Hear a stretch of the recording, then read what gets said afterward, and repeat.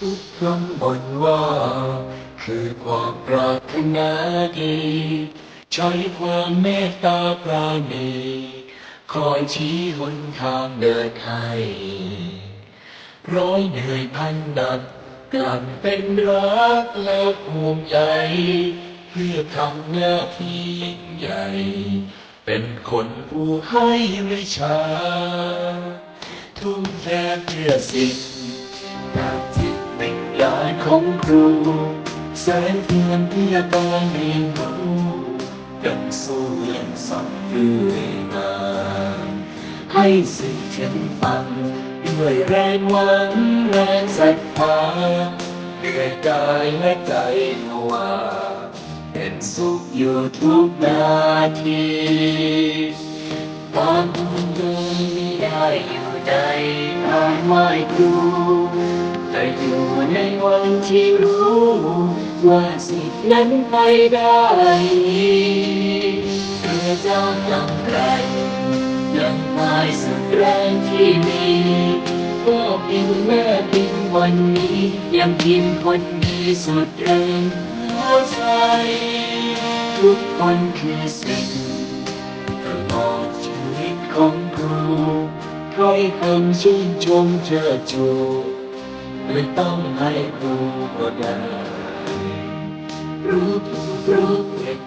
มีชีวิตที่สดใสสิ่งนั้นที่ครูฝันไปเพื่อเป็นแรงใจให้ครู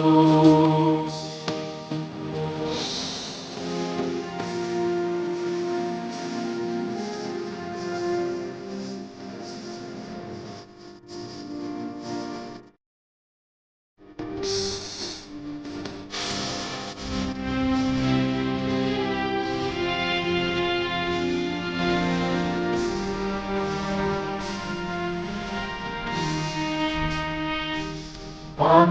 จริงได้อยู่ในการไหว้ครูแต่ก็ในวันที่รู้ว่าสิทธินั้นไปได้ดี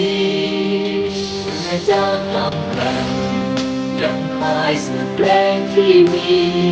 พ่อพิมพ์แม่พิมพ์วันนี้ยังพิมพ์คนดีสุดแรงหัวใจ